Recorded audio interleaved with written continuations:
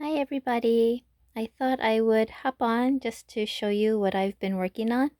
Everything except for my albums. Well, you guys know that I make my own photo cards, right? So usually they're single-sided. I just print on one side. And I even bought the holographic translucent paper adhesive and made my own holographic cards. Um, and so I thought I would try the next step. Would it be a next step? Another step? And make double-sided cards. And I actually like this, and it does make the card much more sturdy. One thing that I dislike about the single side is that they tend to curl. You know, after they're printed, the paper curls, and it takes a while for them to straighten out.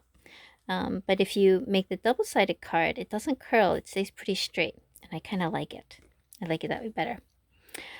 So I thought about how to make it the best way, the easiest way to make these double-sided. And I thought after I printed it out, I might be able to print the backside, like whatever cards I want on the backside, so that it matches. But I'm not very confident that if I do that, I would be able to line up the pictures perfectly. So what I decided to do was cut out the pictures first. And so just like my normal cards, I just cut out all the pictures because they're all the same size. You know, all the cards that I make, well, not all, most of the cards I make are the same size. So I pre-cut them, and that way I can line them up pretty well so that they match. And then on the back of one, I use double-sided tape. This is the brand that I use.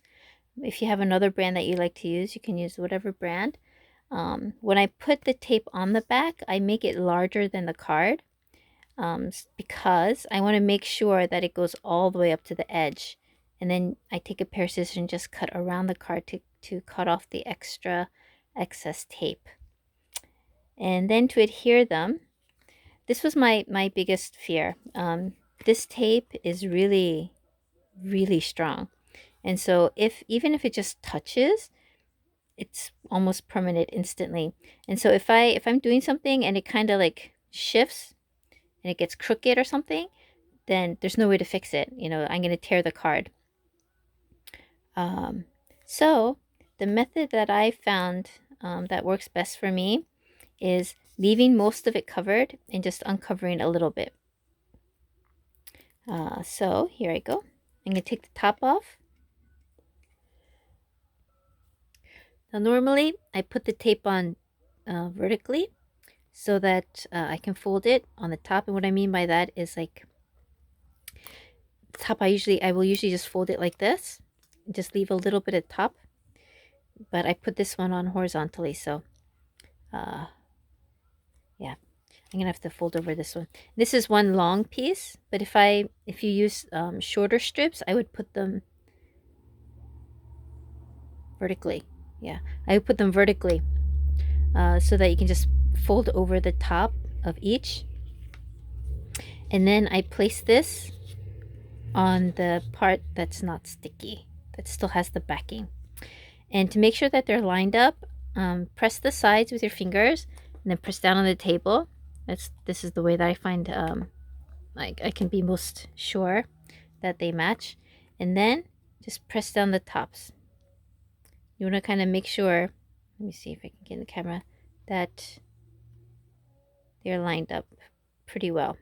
It doesn't have to be perfect, but you know, as close to perfect as possible.